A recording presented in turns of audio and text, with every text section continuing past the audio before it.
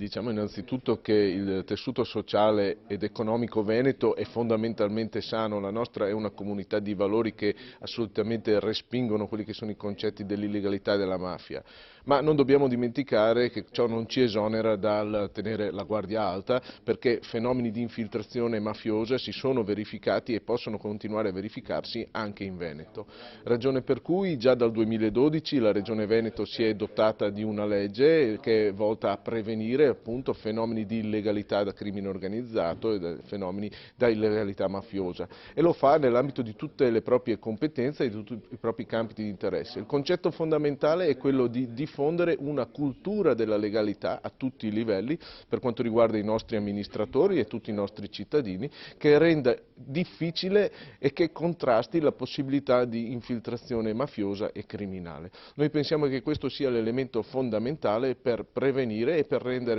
il territorio veneto, la regione Veneto, un luogo mafia free, possiamo dire. I controlli sono sufficienti? Le persone che controllano sono sufficientemente preparate?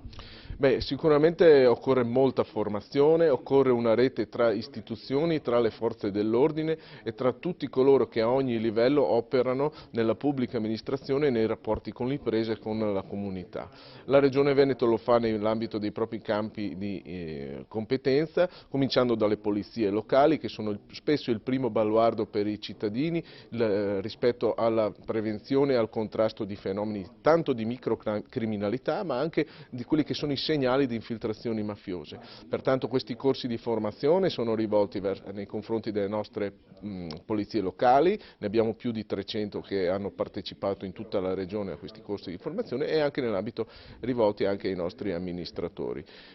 Sicuramente poi è importante che vi siano procedimenti e procedure amministrative chiari, trasparenti e che permettano controlli efficaci senza generare burocrazia incomprensibile. Sono state grandi inchieste che hanno un po' messo in difficoltà il tessuto economico, ma forse da allora si è ripartiti, no? Per quello che riguarda il Veneto. Beh, è importante che emergano questi fatti e che siano un esempio di come occorre tenere alta la guardia, lo ripeto, perché da questi fatti poi parte una reazione che è la reazione di quei veneti onesti, che sono la gran parte, e che sanno che dove vi è mafia non c'è merito, non vi è possibilità di sviluppo economico, non vi è possibilità di continuare a rendere il nostro modello un modello vincente a livello nazionale e internazionale.